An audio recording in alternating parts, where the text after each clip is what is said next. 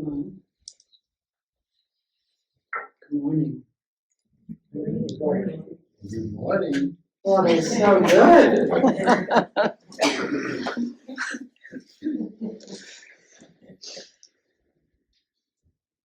We are your two-headed bodhisattva this morning. I always love coming in and doing this with Tess because I feel like we're getting married.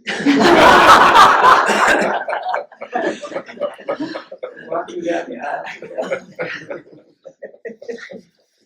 It's nice to feel the weight of ceremony. You can feel when that's in the room, when each person, and you have it yourself when you're just holding your teacup or doing that. You're entering into some kind of ceremonial. When you receive the greeting in the morning and you offer your own palms together as a participation in the ceremonial life, somehow brings us not only into connection with each other, but into some deeper, larger thing.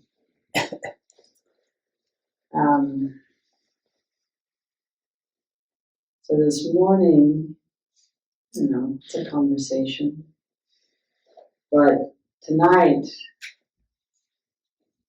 we have a refuge ceremony, which is another ceremonial element that feels kind of like getting married. And whether you're taking refuge or not, you're taking refuge. If you allow yourself even the slightest participation in the ceremony. And so much of this week,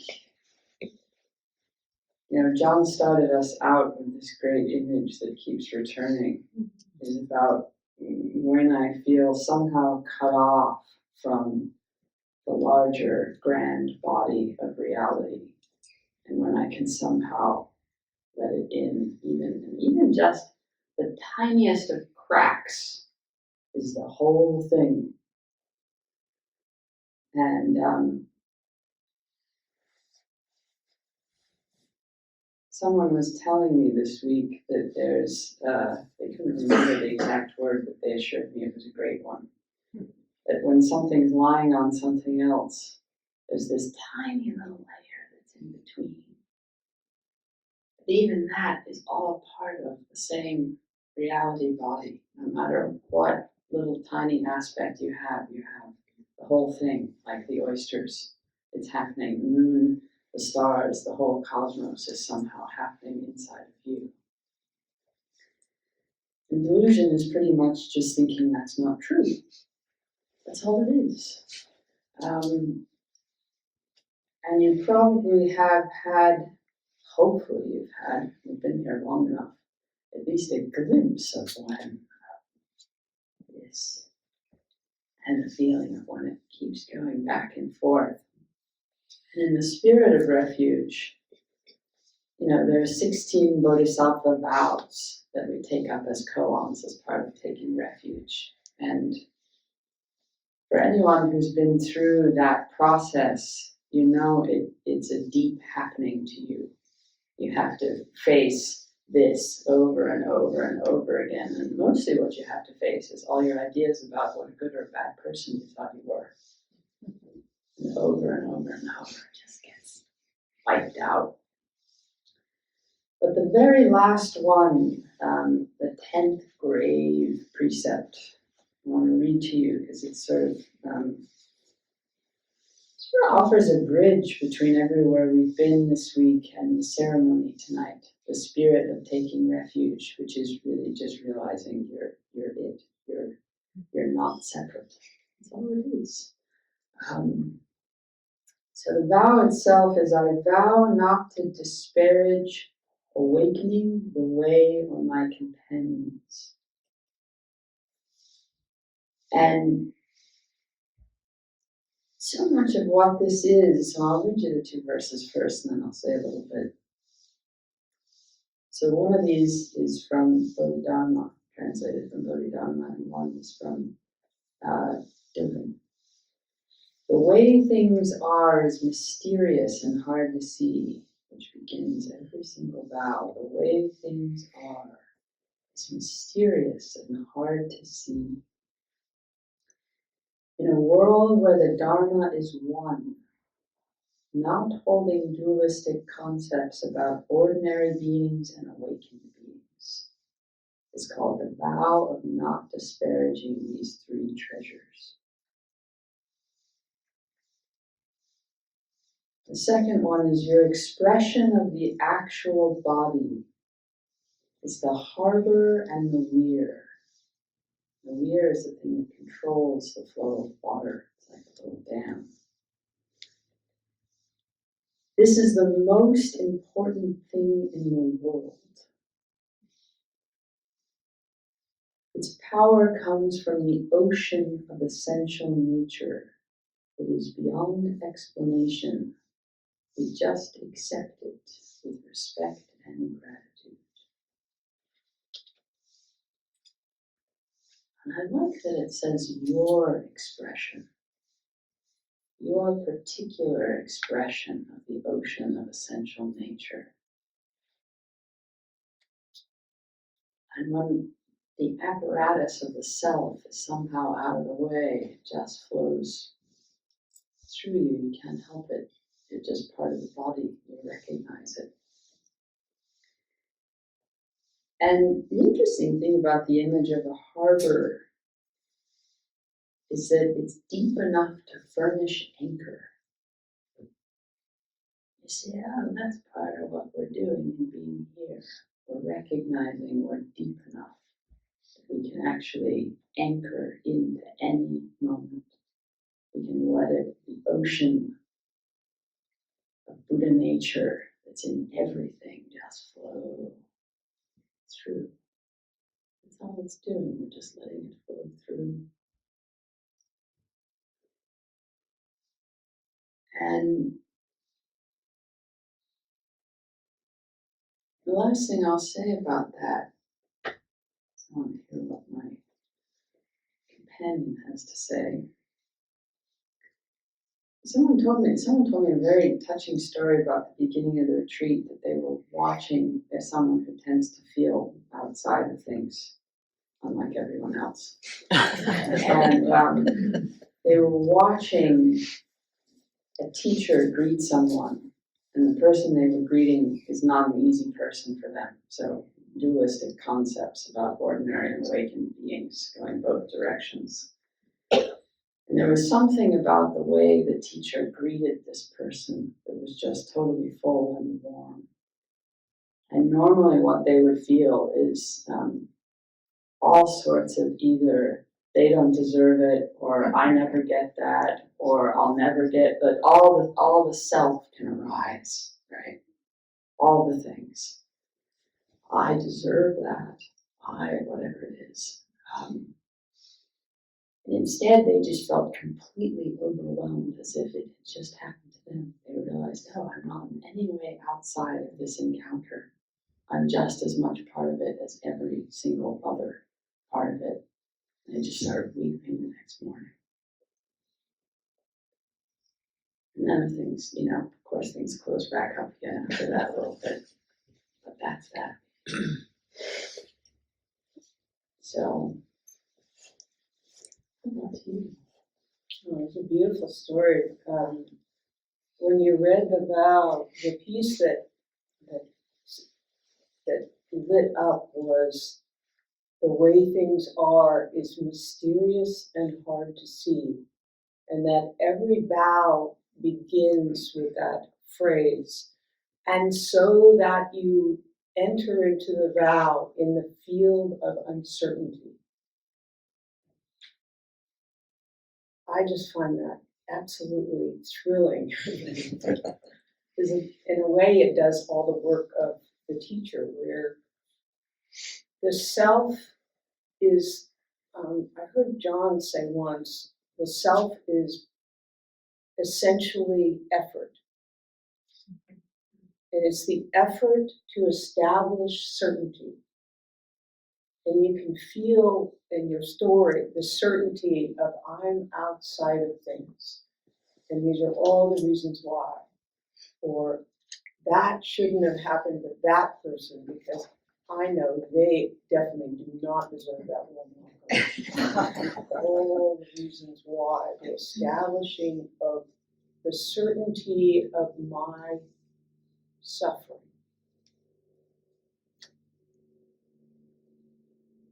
It's really kind of crazy when you start to notice that. And I think in the, every vow, well, I guess I'll come around it this way. When we first take up the vows, we imagine they're like the 10 Commandments of kind of rules, a way of living with which you're either right or you're wrong, you're failing or you're succeeding, you're earning praise or you're not. And there's a kind of vigilance that is required to live that way. You can feel that that's really the self is like in some kind of a tower in a prison, like looking for people breaking rules. And in that space where the self falls away, all of that vigilance falls away as well, and all of that effort. And you might start to realize how exhausting that is to try to maintain the certainty of my grievance, whatever yours is. And in the silence and space, and also in the kind of, as you say, the ceremonial, sacred aspect of practice and of the Zendo, you bring your trouble, you bring the self into the ceremonial space, and it becomes the very activity of awakening. And in all this silence and space, and also because you're not out in the world kind of, I don't know, there's not a lot going on here.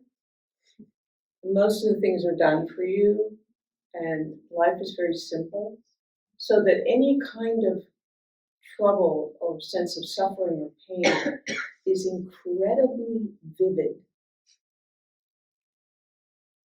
in its appearance and actuality, so that you can see the activity of the mind, and you can feel in a kind of searing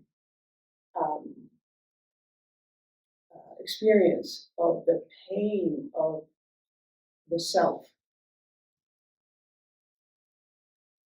in a way that's harder to do out in the tumult of your life. And also you feel when it's not there, that tremendous sense of overwhelming intimacy. And it can just bring, you can see people weeping in the Zendo and you don't know which one it is. Is it suffering? Is it the joy of it being gone? It's hard to know.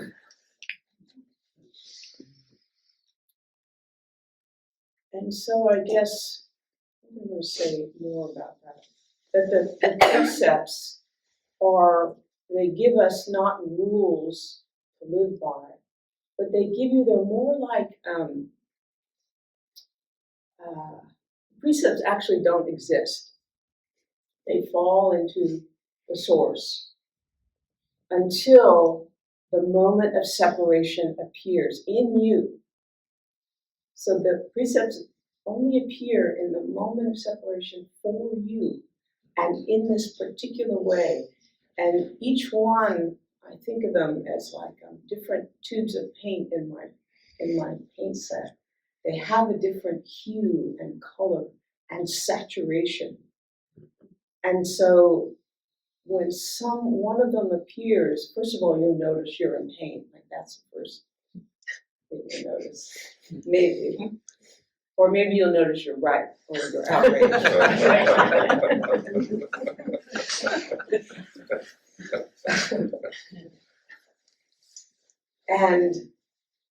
And so you get to have your awakening in that brilliant vermilion of I vow not to misuse sex. And suddenly the pain is encolored in that. Or it's in viridian green, or it's in whatever it is, or it's in blue, this deep sort of swampy blue, and I'm always left out. It's never going to happen to me. They don't even, I don't know, they ruined my coffee machine, and on and on, whatever the thing is. And that's not an impediment to your awakening. So I think that's good to know, that the precepts are a very lived experience of you now have this possibility of more freedom. And you won't be able to have more freedom until you have the feeling of how I separate. They're inextricably tied. And so we also do that for each other. You'll notice that someone may do something incredibly annoying, like they're making a huge amount of noise in their room, or whatever it is they're doing. And you don't know, I guess not knowing is pouring through everything. You'll take each place in the mandala. In this, during Sesshin, you'll hold all the moments. You'll pass through every precept. You'll pass through awakening and suffering, back and forth as awakening washes through you. So I guess this morning, what we want to do is just hear a little bit from you about those moments where you experienced the suffering, the experience of being separate. Every precept describes separation. That's all they are, is descriptions of the experience of separation in a particular form. And so I think we want to hear a little bit about that, what you discovered, and also the moments when it was not there, and what that was like. And to give us, you can also ask us questions. You can have objections we enjoy. Anything you want to throw at us. I love to watch Tess and what she does with. It reminds me a little bit of, I love doing this with Tess, and it reminds me of my daughter. She's just kind of lazy and she didn't like sports. But she really liked softball because you could kind of sit around a lot and not much was happening. And her dad used to take her to the batting cages. And so this is a little bit like that, where the ball just keeps coming at you and you just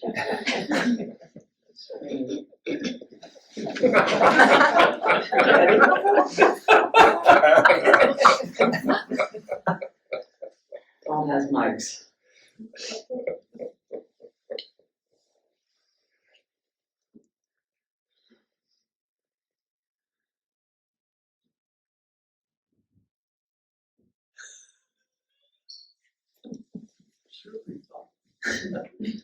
Just a quick intro to the mic. Hold it right up to your mouth. So not down here. Right up there.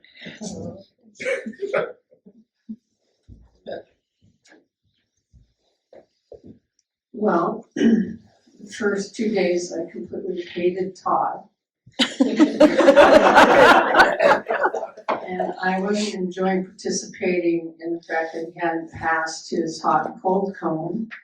And so I was freezing, and I was pushing away that hot, that cold. Oh, it was just hell.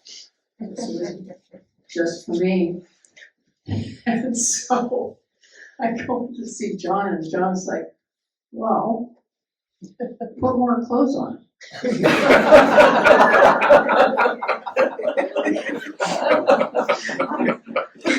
Bring in a blanket, you know, be out in the bush, you know, you have blankets, and I was thinking, oh my God, there it is again, me not just.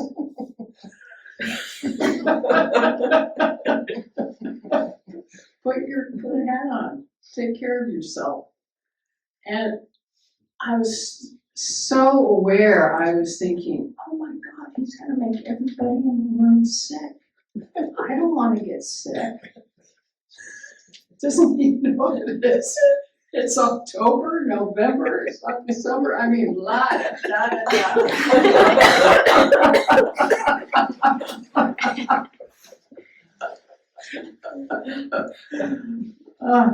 So today, I had 2 pair of pants on. 4 tops and a hat, and everything was good.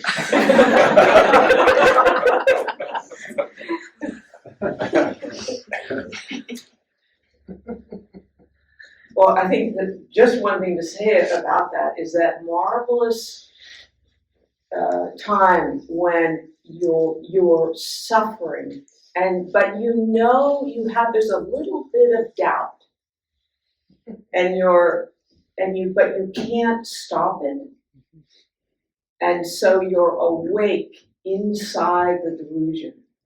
Like, this is a tremendously fertile time for awakening, where you can feel the whole of the burning or tearing or drowning, and you feel what this does to, it's a kind of purification, I think. And it's, I think that's something that the practice helps with, is the capacity also holding it in the sacred space, and to have companions to give us the courage. Simply by sitting next to someone, you can feel the steadiness that if you can't hold it yourself, someone else is holding it for you in the room. That's the thing that comes to mind also is how so much of a true companion, which could be a teacher, it could be another person's job, is to side with your awakening, not with the other thing, which is often a source of intense consternation and complaint. You come in wanting sympathy for something, and your teacher might laugh, or might say, put on some clothes, or might just simply look at you, and you're thinking, you're supposed to say this is hard and you're sorry. And that's not what they're saying. But I think in that same way, you're saying that when there's a kernel of something else, the job of a true companion is to side with something else and not just say, oh yeah, oh Todd, bad Todd, you know, mean Todd. Because it's like what John was saying last night, you know, if I told you the answer, you'd hate me for it later. It's like if you sided with my sympathy, it's just, you know. So, what else?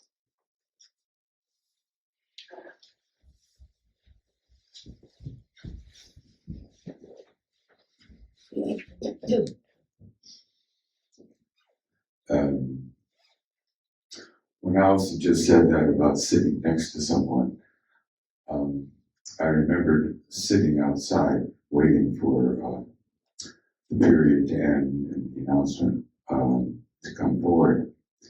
And I was sitting out in the middle chair there looking at the garden, and Tess came along and sat down next to me. And sitting there, kind of, I don't know, communing with that needle. And then I heard this voice. And the voice was kind of a whisper.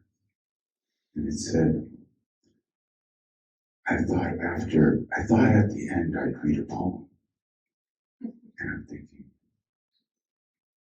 yeah, the end of what?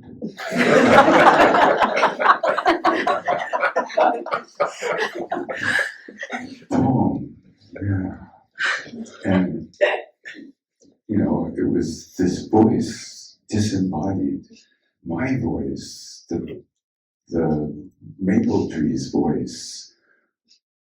I didn't know. And then suddenly, you know, I realized that Allison was sitting next to me.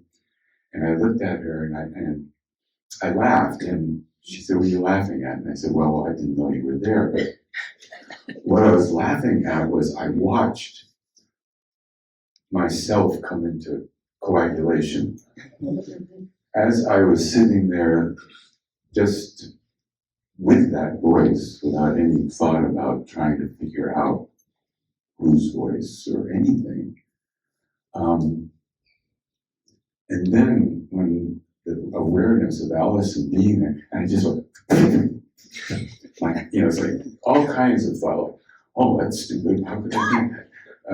And oh, geez, I really wish I could have stayed in that place I was before, because this place isn't as nice, it feels kind of constricted. And I just watched it all, just that, there's a little backward, I don't know, not backwards, that process where, you know, things dissolve and then coagulate. And I saw that happen. I saw the coagulation happen. I didn't see the dissolving happen, so.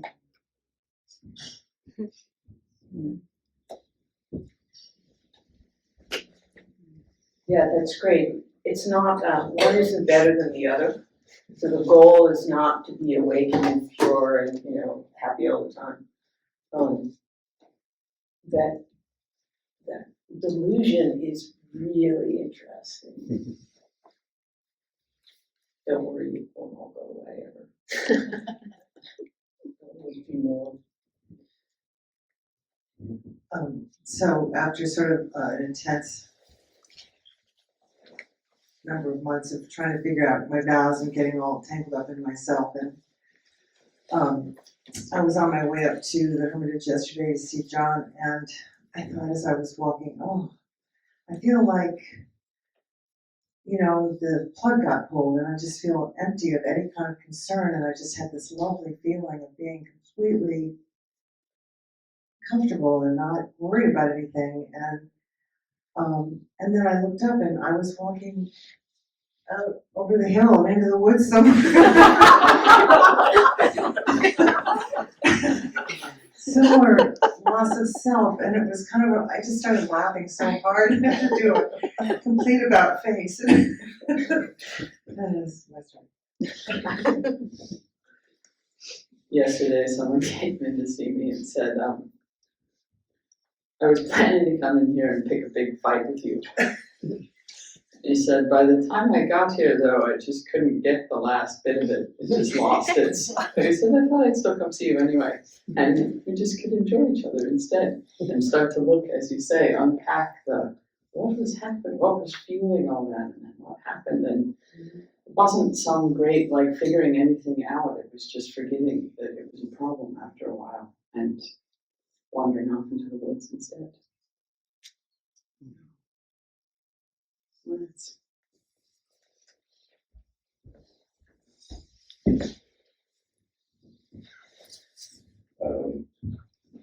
When I got here, I was on the verge of a panic attack. I had this sense my mind was running. I had nothing to say about it.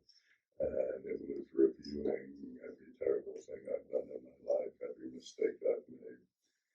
And so when I started sitting, I had the sense of, well, what is this? I can't relax, and my back hurts, and these thoughts keep going. Can you put the mic a little closer to Yeah. you? Thank you. And I found out, okay, I can focus on the rhinoceros. The rhinoceros.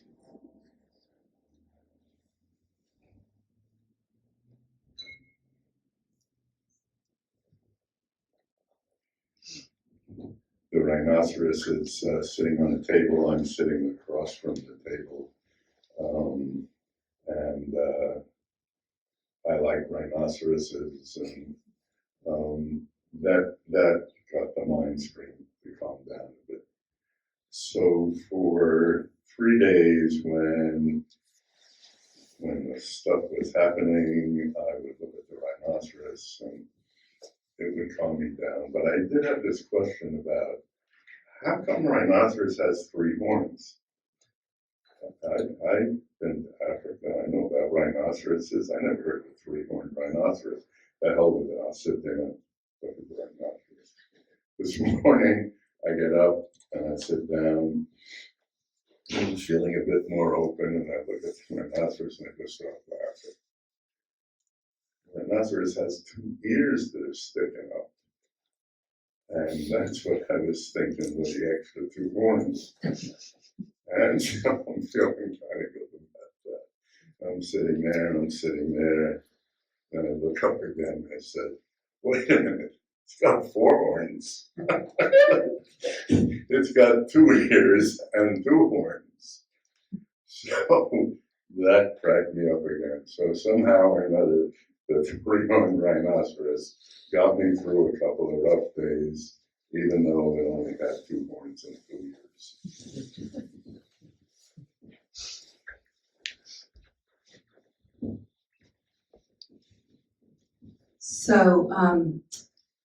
So a couple of days ago, I was sitting, I think it was during lunch outside, and I saw 2 friends sitting together, and looked like they were about to go for a walk. And I'd had a teacher say, you know, what is it you see? And I was saying, I wasn't seeing that I was adding something to what I was seeing. So here's these 2 people sitting together, and I was saying, I'm never included. They don't want me. They're so much more grounded than I am. If I were more grounded, then they'd include me. And and I could feel the pain of it. It in the moment, it felt like it was true. There was some glimpse of there's something here that can't be true, because I was suffering, as you were saying. And then I met with my teacher and was talking about a number of, I came in sobbing about I'm always outside. And the sense of generating, and while my mind can see you're generating stories, it's still believing them and won't let go. And I think at some point she said, this is going to be an inside job, or some version of it's not outside. And I could feel that something relaxed, and then another pair of friends sitting next to each other. So I'm back in the Zendo, and one of them comes in and bows, just this little bow. The other one does a little bow that's sitting next to them. And then the one does a little side bow, and the other one does a little side bow, and I'm just delighted. I'm not feeling left out. I'm feeling this sense of what Tess said earlier, of kind of an inclusion and a joy. So there was something in those 2 examples for me of seeing that the first had a cover of delusion that I wasn't all the way seeing was there, except for the suffering. That was a clue.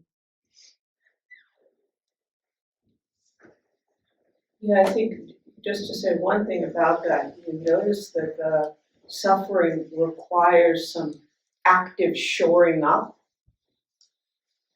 And because everything is just naturally falling apart, but the shoring up of I'm not included, of course they wouldn't want to invite me because I'm this way,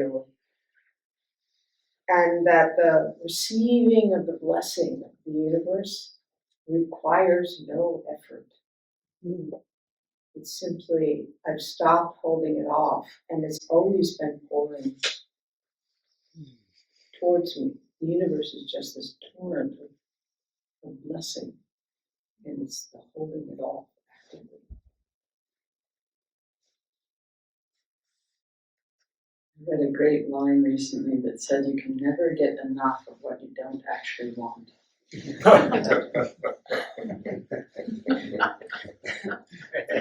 all I'll say about it.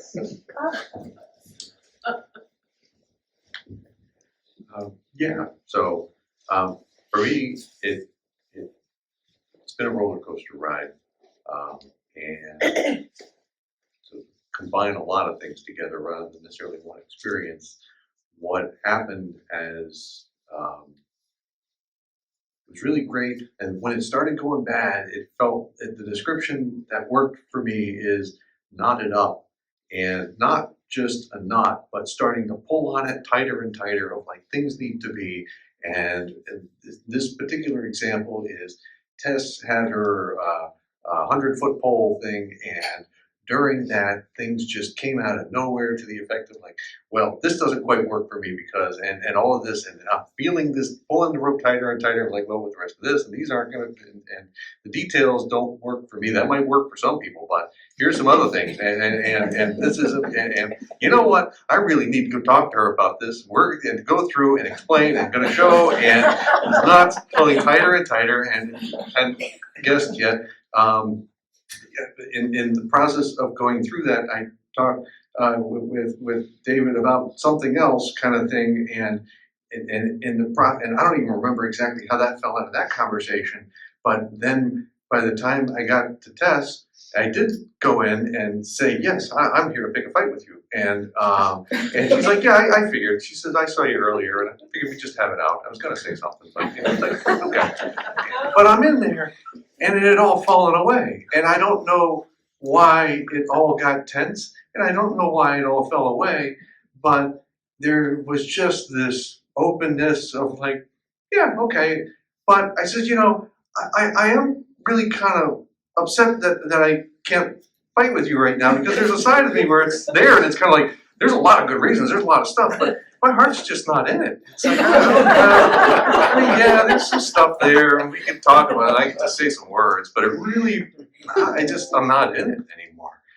And just that I don't know, it all was just kind of gone. It's not even like the knot relaxed, but it's just, there wasn't anything there.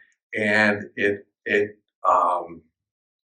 don't know, there was something that came up after that too, because even that thing kind of sitting out there, I kind of see it sitting out there, and it wanted to make sure that, so we might do this in the future, and that's brought up. It's like, I reserve the right to it. It's like, so it's like, just let's put a bookmark in it. We could do this sometime, but I'm just not in it today. And so we could enjoy,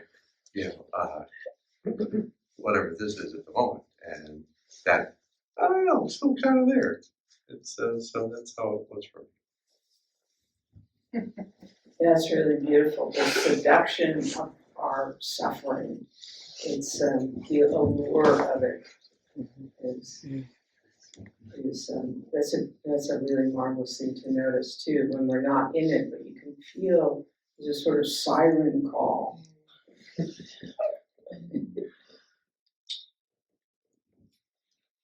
So I'm the treat lady, and I take this really seriously and enjoy it tremendously. And I like to notice what people like and what they don't like, etc. So about 2 days in, 2 or 3 people want just nuts. They don't want the stuff mixed into the nuts because they use it for their cereals, etc. Great. So we have a little dish, and it's just nuts. And then somebody decides, because it's getting low, to fill it on their own. And they fill it with the stuff that has raisins and other things in it. And so I have this response of being annoyed, and then washing my hands and picking out all this stuff so we can have just nuts, because we don't have a lot of them. Okay, good enough. And then one night I was really tired and I went to bed early, came down the next morning, and the nut bowl was filled with the stuff all over again. And I had this, 2 things happened. One was, someone was just helping me because I hadn't gotten around to this, and they were trying to help take over this job for me that I hadn't done. So instead of being quite so annoyed, although I was a little annoyed, there was a certain generosity creeping in. And then lo and behold, somebody filled it up again. And there was a time when I was doing the Bolinas retreat, and I was very moved by the idea of being in the attic and sorting the little seeds. I don't know if you know that fairy tale. So I'm looking at the nuts and the little, I don't know what they are, currants, and I washed my hands, and I just felt such delight like that, picking out all these little currants so that they could be in the other bowl, and we could have just the nuts. And then it's sort of like what you said, Jan. I thought, what the hell? Just put a note on here. Don't put anything in here. So that's what I did. And if you go and look at the bowl, you'll see that there is a designated bowl for just nuts. So there were a couple little shifts that occurred in that process, which I'm grateful for. Well, now that we know someone might mess with you, let's put some. Probably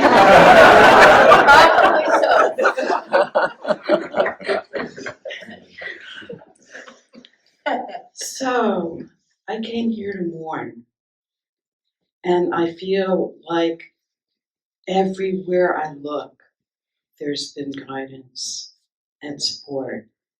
So, from each Dharma talk, I feel nourished, and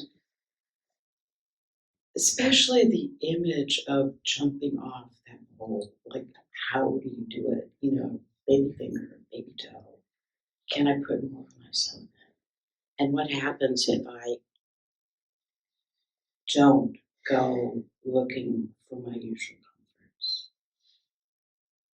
The other few things that have just been so nourishing is also the image of young Jane Goodall and that determination and courage and connection with the animal world, which brings me to the next image. I got a bunch of photos from my brother last night because the moving truck had come to take everything out of the house. And the house, my parents moved into the house in '61.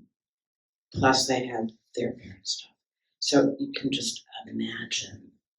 And my mother was sort of a hoarder, just the amount of clutter. And suddenly the house was empty. And I went back to the sutta and thinking, gone, gone, gone beyond. And that was where I was sitting last night. And then one of the things that really attracted me to this retreat was John's description of the hummingbirds in the fountain. Mm-hmm. And in Boston, it is so hard to get hummingbirds. I mean, it's a rare occurrence. So I went out and I was looking at the hummingbirds, and they were in the sunshine, delighting, going in and out of the water. And the water was glistening. And it was like one of the hummingbirds turned to me and said, watch, pay attention. And it was ruby throat. And the sun was just glistening ruby. And it was like, there's tremendous beauty here. There's tremendous joy. And there's loss. So thank you all for being wonderful companions.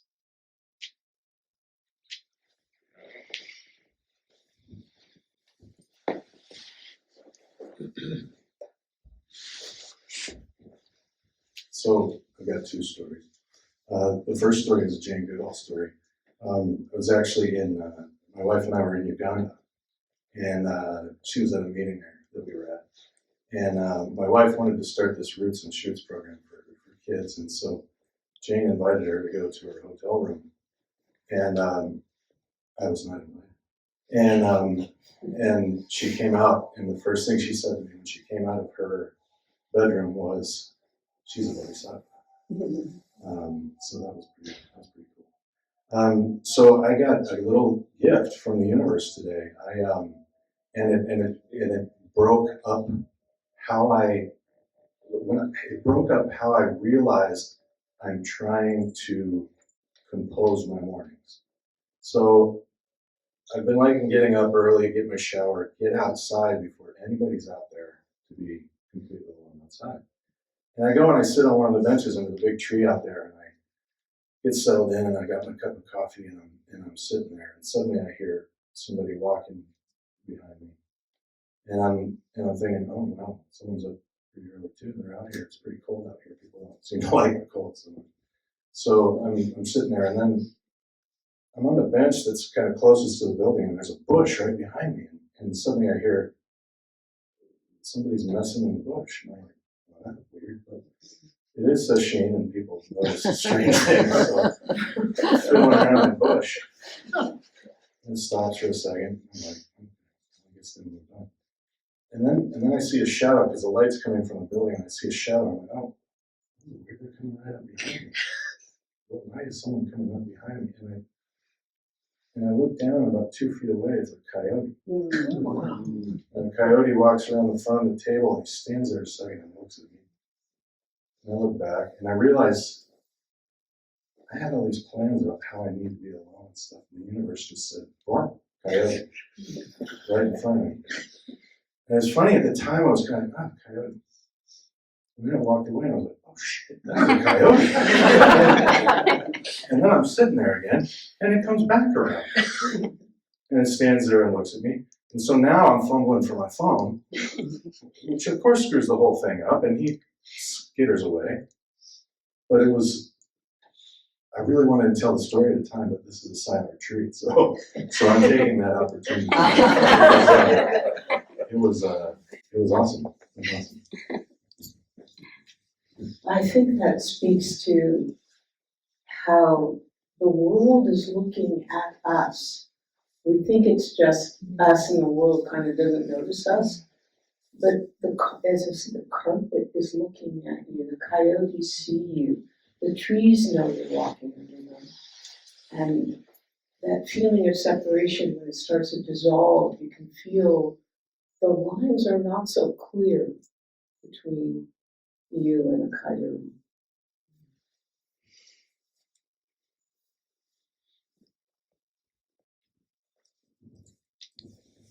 Well, that's actually fun that you saw the coyote, because the other morning I completely felt coyote. I kept looking and looking, and I couldn't see coyote, and I felt coyote. And then I happened to see Amelia, and Amelia also felt coyote or fox, so nice to see that someone got to see a coyote. I sort of had a little different experience this retreat, where I really came in feeling pretty open and content, peaceful, happy, for no apparent reason, which is always a treat.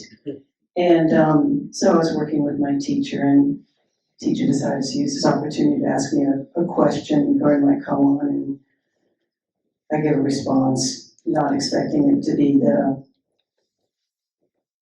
ultimate answer, and questions me further, and then lets me know that that's not right either. And I was okay with that, but I felt like I needed something to, an irritant. I felt like when Tess was talking about the oysters, I thought oysters is such a wonderful symbol for me, because their irritation within their shell creates the pearl, and I always feel like when I'm this content that I'm not finding something to rub against, but I'm also, there's a slight opening, but I'm not through. So what will allow me to be through and not just have that crack? And so a couple days later, when I was talking to my teacher, he reminds me of my sort of ultimate, one of my huge issues, which is, Eleanor, you don't listen. And immediately, Eleanor decides to quiet her mind, which is saying, oh yes, I do listen, because I know that's not the right answer either, so I just take it in. And I go and sit with that that evening, the next period of meditation or whatever, and I realized I'm listening with my ears. And then the koan came to me, hands and eyes all over the body. That's about 80% hands and eyes throughout the body. And then I realized ears all over the body, ears throughout the body, listening devices. And so I realized what I oftentimes don't do is bring my entire body into the work. And if there's any vestige of my being, my molecules, my cells that aren't completely engaged and letting go, I still have a wall in front of my eyes. And so that was just that, it wasn't pain. So even my invitation is like, even realizing there's a crack, but we're not through, is there still something there to be looked at? The thing that kept coming to mind as you're talking, you kind of said it, but I want to say it a little more, because it has to do with this not disparaging awakening way of my companions, is that every single encounter, every single moment, every single question, every single, counts. And that the more, as you said, you bring your whole being to that particular question or encounter or moment or whatever it is, that's when things come through. And it's so tempting to want to frame it in terms of already planning, well, the next time I meet with my, or the net, but it's right here. The coyote is right here.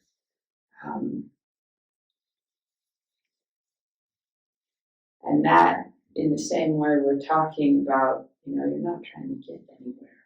Just the not listening is it. Yeah, thanks. Well, the story of Wayne and the attendant, he says, I'm trying to get the robe and the bowl, and he has this big awakening. And then the next thing is, well, are there any other secret teachings? That. I did that one.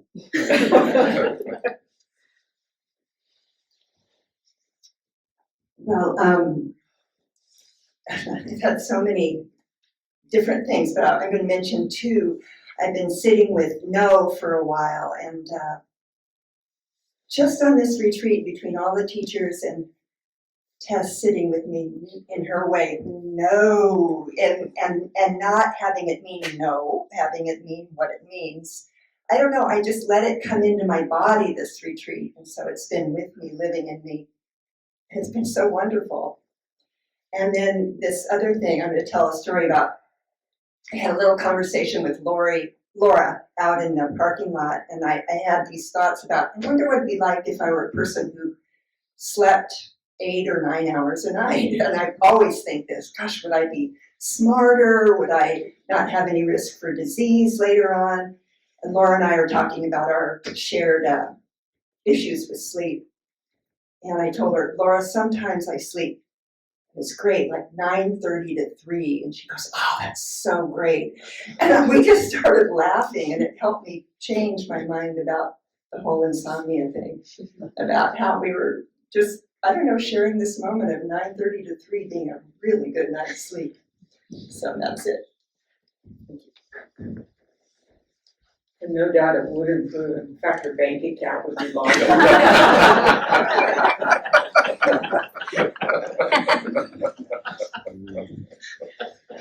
I'm glad you brought up sleep, because I haven't been sleeping either. I keep waking up during the night too. And at 9:30 to 3, well, actually I can't even get to sleep until after 10 here because of, still being worked up after the talk that I slept through. And,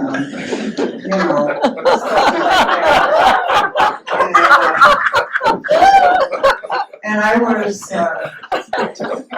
the Santa Sabina coffee person, And I had the worst time getting any Santa Sabina coffee to make coffee with. And I thought, well, damn, you can't make coffee if you don't have any, you know. So I reached out to Jan Brogan, whose number I had. And in the initial paperwork, it said that Eleanor was logistics, but she assured me she wasn't. And so then Jan Brogan gets a hold of, God, I can't remember your name, I'm sorry, oh, another Allison, yeah, Allison McKay. And so coffee appears, and then Jan Brogan gives me a bag of Pete's coffee, and then the next day the Pete's coffee disappears, and oh no, and then the person that from Santa Sabina says, I brought coffee, I put it there, and I says, I believe you, I truly do, you know, and then I find it in the filter in the metal thing that somebody had put a filter in an unopened bag of coffee in there, and I thought somebody was trying to be helpful, like Catherine's person, and I don't know, you know, I just don't know. So now I think we got the coffee thing straightened out after, you know, the last day. So anyway, those, and oh, the geese poem, it says, you tell me your despair and I'll tell you mine. Well, I have to say, we save the anything to do with coffee is advanced practice. Yeah. Yeah, and then I realized that my coffee is the crappy coffee because Pete's is the good coffee, and you know, There's a who cares if there's coffee any coffee, right? coming and going. That's right.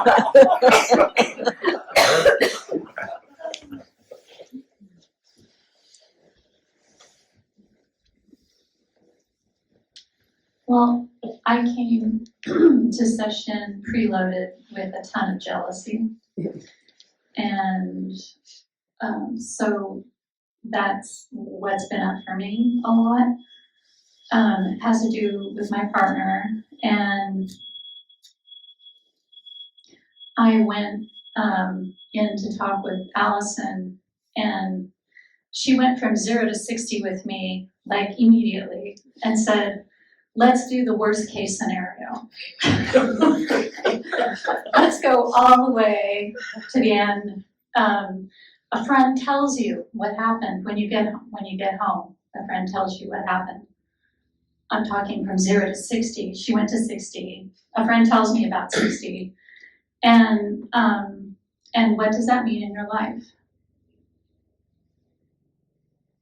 And it took me a while to pull it out, but for me, that going all the way to the worst case scenario was like coming like smack up against the wall. Like I was kind of fiddling around back here, you know, in the jealousy thing, and you know, kind of, I don't know, dipping in and out, and just, but that took me all the way in. So when the crack that happened for me was, I will die alone and lonely. And do I have the courage to live that life is what, you know, came up for me after that. And because of some other work that I've been doing recently about not abandoning myself, I decided, yeah, I could live that life. And it totally took the wind out of the sails of the jealousy thing for me. And it's interesting. I mean, that was a deflation of that, but it didn't go away, of course. And the next thing I'm noticing now is the siren call of jumping back in to, there's part of me that really enjoys getting in there and thinking, you know, making up scenarios and reinventing the situations in my mind and attacking myself. You know, maybe not that, but just like putting my attention on that, on that part of the scenario again. It made me think of what John was saying, about, well, if you have thoughts attacking you or recurring thoughts, just don't do that. Or I'm not remembering that correctly, but I'm just like playing with that versus the siren call, and that's where I am. I think sometimes the siren call, the activity of the delusion and the seduction of it is a way to avoid.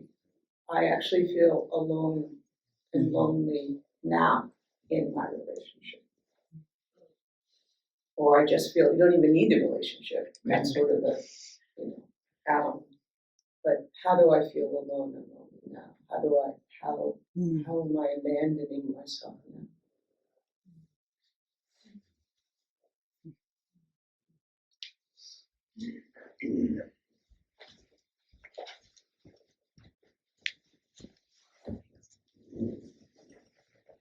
In the listening, it's so easy to forget what I wanted to talk about. Well, first of all, I do have to say, Janbro, that I was over here with ice packs while you were cold with blankets. And that's really interesting to me about how we each, or I feel that we can each experience an identical state so differently. And I'm just really interested in that now after hearing you. But I had this dream, I don't know, a week or so before retreat, and I entered into a koan salon, and my friend Christopher said, "Speak freely." And what came out of my mouth wasn't exactly what I meant to say, and I had to try a few times, but what I said was, "There's nobody here but us chickens." And I didn't make sense of it at all. It just seemed like vaudeville or Laurel and Hardy or something. And then John's talking about pecking. And the week for me has been so much about pecking, not pecking, pecking, not pecking. And I was working with Tess with another dream, or maybe it was part of that dream. And I followed the sequence as I was sitting of really a kind of remarkable, for me, it felt, understanding of something. And I had this rush of true refuge, the warmth of it, and the falling away of my lifetime motto of "we try harder." I have such a polished, effortful existence. And then the next day, it felt like this huge pivot. And now the questions are piling up because I got confused. Which is it? Is it the crack or is it the wall? And I was making my list of questions because I forget stuff. And I was writing them down and I went, oh, I'm really efforting right now. Writing down, like making sure that I have a record of what I don't understand. So.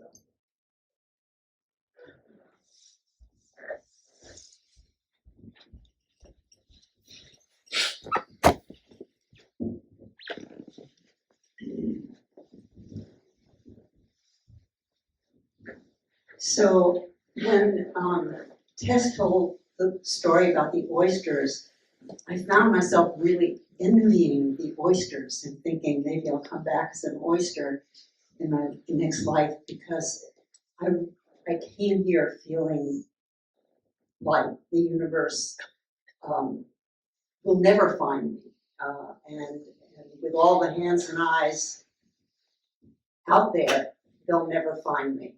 And my own hands and eyes see blanks.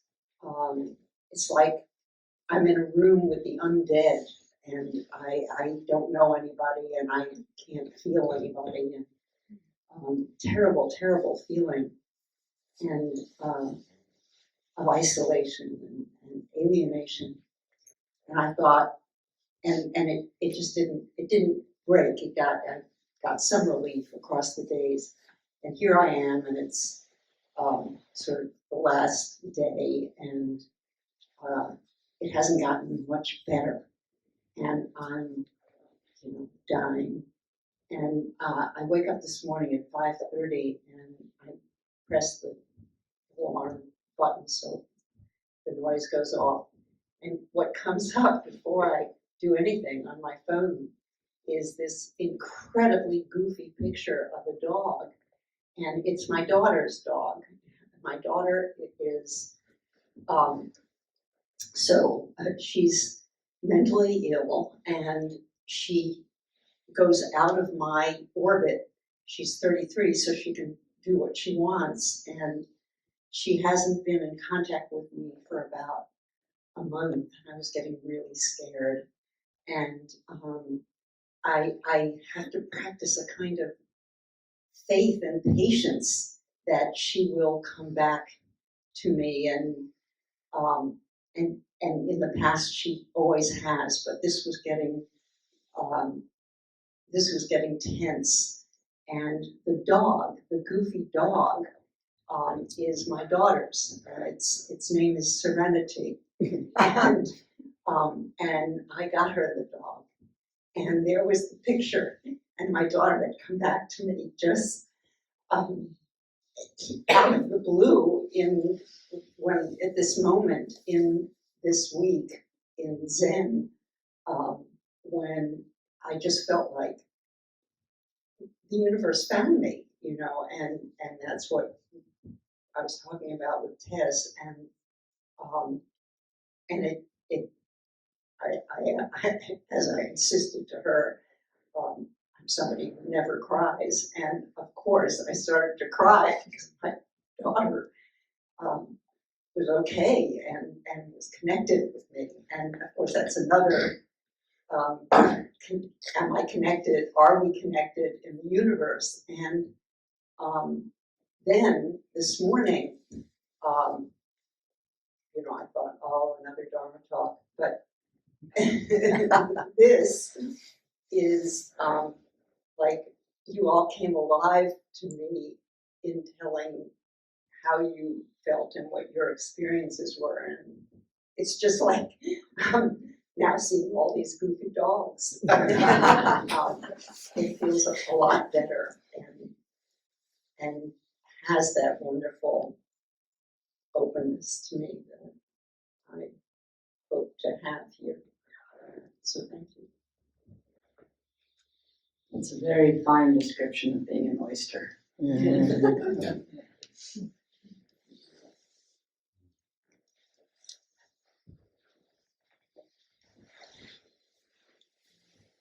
Well, I came here on a quest that it felt like a fool's journey now, but I came here going, oh, I can drop in 80% of everything, but I never have access to that 20%, or so it feels. And the first time I met with one of the teachers, it was this crazy expression of all sorts of dissonance and my irritation with the world, and looking at it and leaving the work in the room and saying, oh God, that was awful. I wanted to go in and have such a meaningful exchange, and this was what it was. And then the next day I go see another teacher, and then I realized, oh, I'm on a quest not only for having everything come into some sort of order, but I'm in a quest for the perfect teacher. And it felt as though I was, the Prince Charming in the shoe, the slipper, and I'm going around going, is this the right fit? Is this the right fit? And the whole culmination of it was sitting this morning and thinking about the 100-foot pole, and what I felt was, okay, the control that I want to have over everything, and then the idea of I need help. I need help with this, and I need assistants, and that was really hard to admit. And then all of a sudden I was laughing about the teachers. It's nothing to do with the teachers. It's how much do I want this, and this liberation. So it's been a fun ride and a difficult one, but there's another goofy dog. I think that sense of being defeated is a very promising part of, and hard to bear, but a necessary part of our usual way of trying to arrange our little encampment of our life. And the being defeated, then there's then the possibility that help can arrive, I guess. You see? That. She said.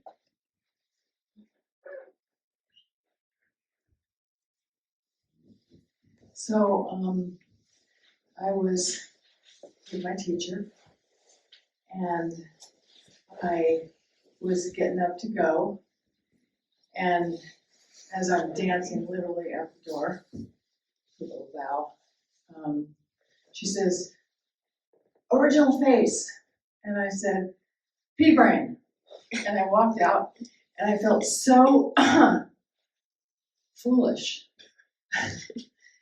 I just felt really that was a dumb thing to say. I walked back to my room and I'm thinking, oh God, what's wrong with me? Why did I say pea-brain? I don't know if she heard it, but I said it. And I get into my room and I think, well, why not? We all have pea brains, or at least I know I do. And I think when I think the original face, it's in that pea brain, I'm just getting started with that. So it's a journey, but I loved the image of a gap that John talked about. I'm kind of a whore for that gap, like I want that gap. I want a keyhole that I can just look in and see it, whatever it is. And the other thing I wanted to say is before I came here, my very good friends went to Muir Beach and we spent the night. Everything I've noticed from this work has heightened senses, all of them, smell, visual, touch, all of it. And I can't remember what I was going to say. That's part of the process, right? Okay. Anyway, there was something I was going to say. It was really profound, and I can't remember it. So I'm going to just hand like that. Well, I think that's one of the discoveries, is that what were the lines of that every atom belongs to me as good belongs to you. And if you find there's no portion of the universe that you think, I'm not that, then that's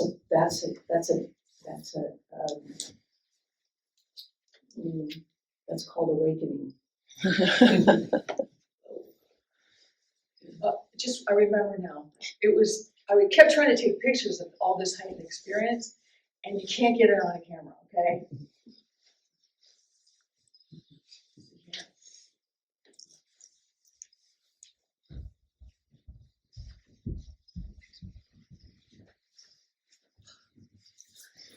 There's been several things, some small things that revealed as I just let them be there, and one larger thing. I'll start with the small things, which is there was a kind of a chuckle in the room when Sister Margaret said she found some people that wanted to buy her shoe rack.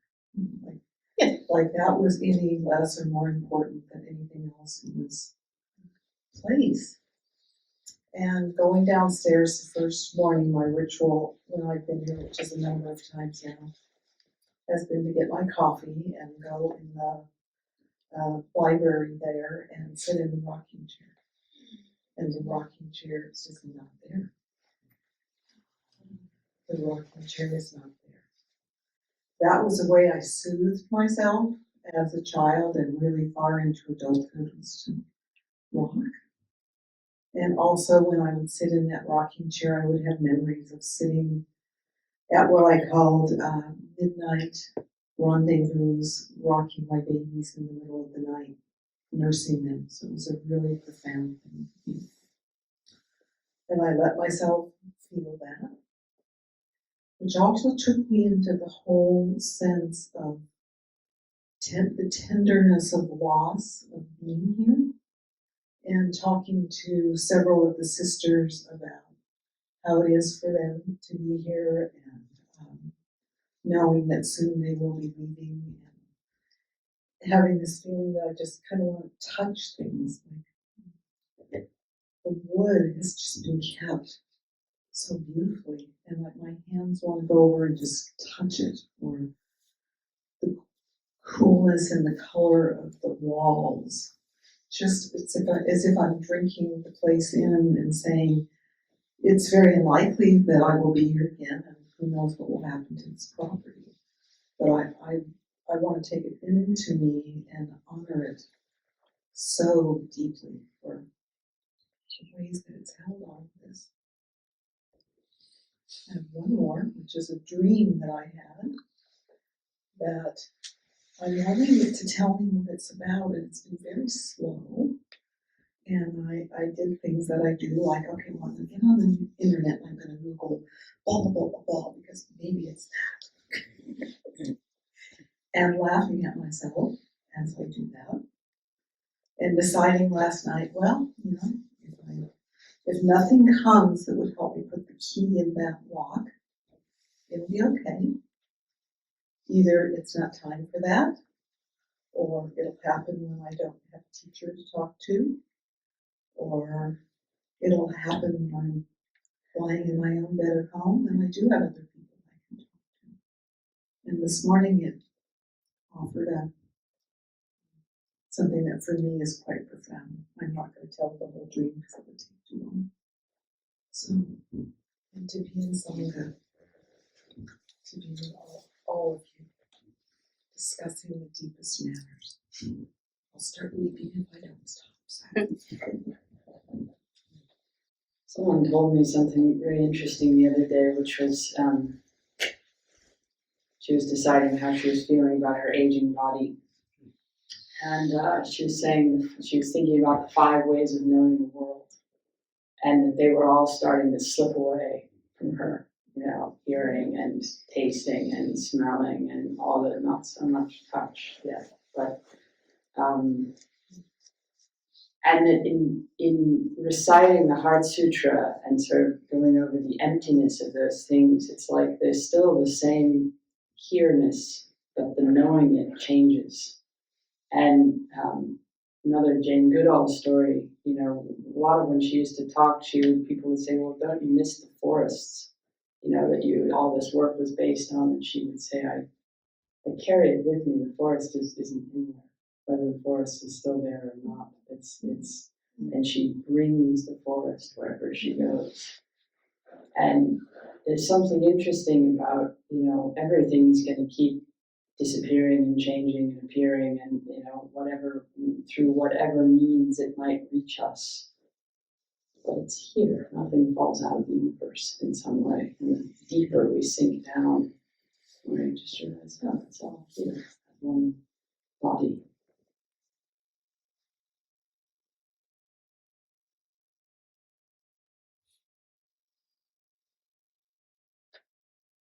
Anything else? Anybody?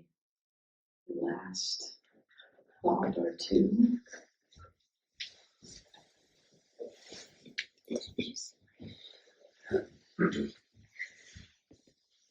I can't really see everyone in their physical being online. So I'm just noticing how age is coming about, and so I was having a conversation with my teacher, and near the end, as I was leaving,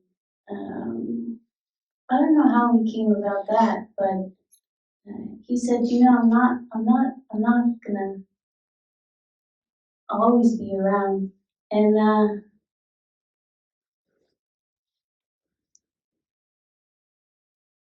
he, as he was saying that, he was picking up a piece of something from the floor or looking at something, and that's what I love about him, because it was something so profound, and it was as if it was just so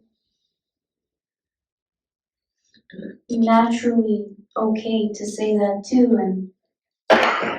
and I just looked back and I said, oh, you'll be around, and then he said, exactly, as in some shape or form I will. So just like what you were saying right now, in a way. And yeah, I just felt like I needed to share that.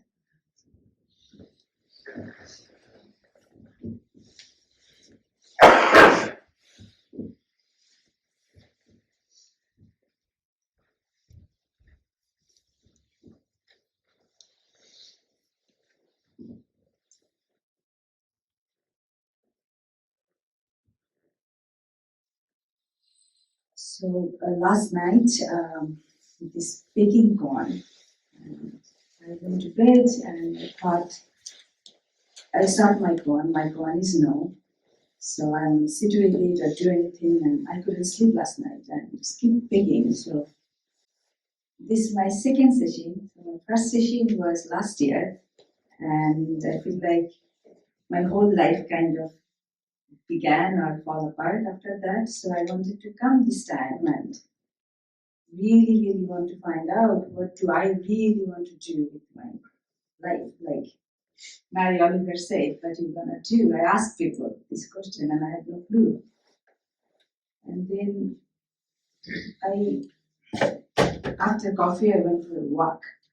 And then I knew that was actually begging me all this time. It's not that what I want. I'm actually running away from death. All the death and life keep bringing me. Like first my little cat and my dad, my niece, and then 1,000 people in Nepal that died. And I don't know, whenever I say it, I'm invisible. I'm not part of it. It's not for me. And then yeah, and it's just that all the people, all the things I'm looking at, everyone has, everything has an expiry date, including myself and the people I love, they will die, and I'm going to miss them, and I don't want to accept that fact that I don't want to be part of it, I just, it's better to run away, better to hide, and I don't know, and then I started walking, and then this guy, he was cycling. So I stopped to give him space to go, and then while he was going, I just said, hey, are you afraid of death? Like, you love someone, they're gonna not be here for a long time. Are you sad or afraid of it? And he looked at me and he said, no, they don't go anywhere. They're with you, they're with me.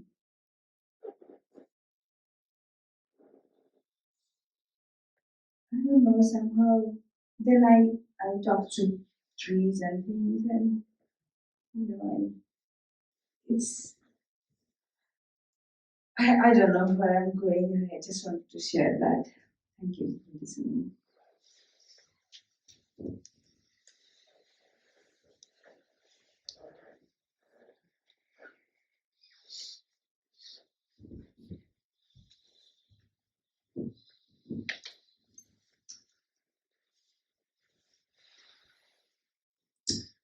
So I had pretty much decided I wasn't gonna say anything. And as Ian's speaking, maybe feel like I wanted to say something because she and I had a lovely little exchange last night, sitting in the cloister, and I was humming to myself. And she said, "You can hum a little louder."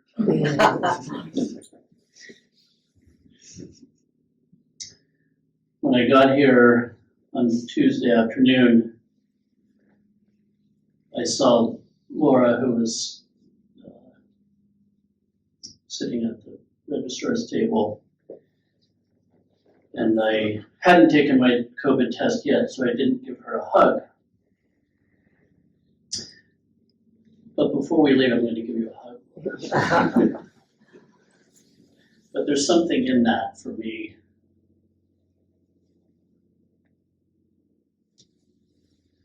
I dreamt about a very, very hungry tiger. And I don't really know yet too much about this hungry tiger, but Michelle asked me, or suggested that I ask the tiger what it's hungry for.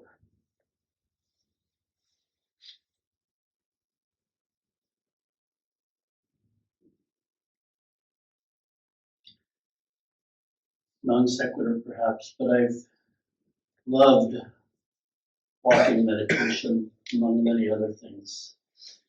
And one thing that I love about walking meditation is it is both an individual act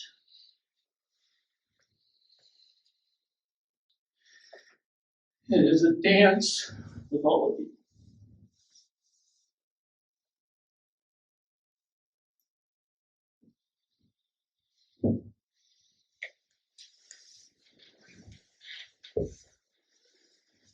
There's something dead. Yeah, give me that. I just want to say one last thing. Something in these last three exchanges, which is that there's some interesting razor's edge in Zen, which is that losses will be real. And the gravity of that is real, and it happens, and you feel it, and you're part of it. And there's this strange, very in that it's true we discover that something endures, and we are that something, and has always been here, and but that also the losses are real, and the uncertainty is real, and there's a temptation sometimes to comfort oneself with, oh, it'll be all right, or it'll always be here, and yes and no. And to feel that the gravity of both of those things is the nexus of practice, what we touch. So I just wanted to say that.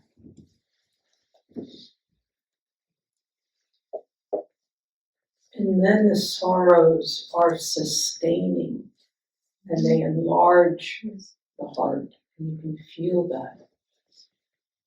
And they don't diminish one's life, but they give you a kind of ballast and nobility with which to meet the next loss or the next dazzling beauty to encounter. So I'm going to read you a poem, and this goes into that territory of, when Jane Goodall got into the field of primates, there was a very clear and certain line that we are not that. And all the kind of research was about establishing that line and making certain that we are not that. And this is why we are not that. And that line, through her lived experience, really began to dissolve and become more porous and blurred. And that's also part of the sustaining quality of your own when those very clear lines of what's me and not me begin to dissolve. Then your life expands into all of life. So this is by C.K. Williams, and it's called Light. And he goes from, he describes the morning where he is, and then he goes into a piece of Dante's Inferno, a line from it comes to him. And then a memory comes to him. So there's this cascade of experience. Another drought morning after a too brief dawn downpour. Unaccountable silvery glitterings on the leaves of the withering maples. I think of a troop of the blissful blessed approaching Dante. 100 spheres shining, he rhapsodizes, the pure pearls. Then of the frightening brilliance, myriad gleam in my lamp, of the eyes of the vast swarm of bats I found once in a cave.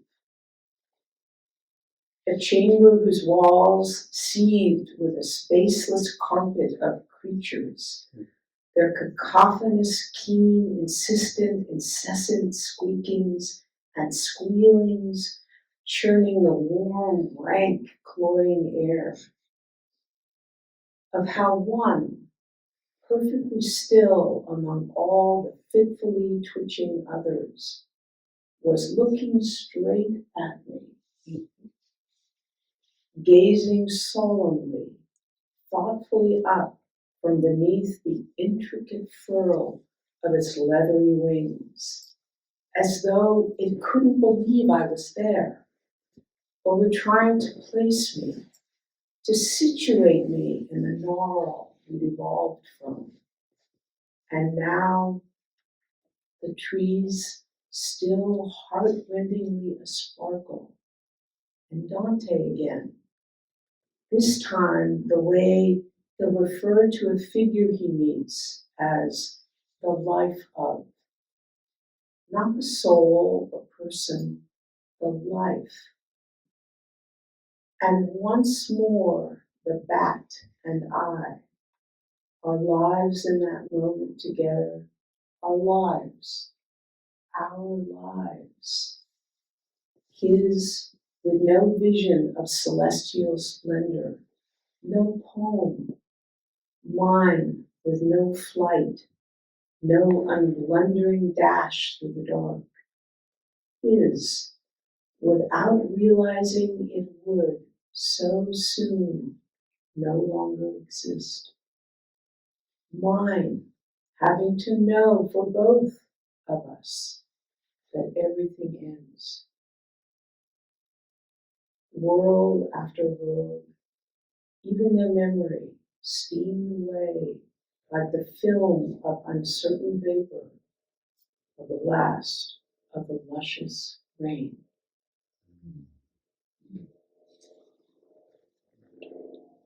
Yeah.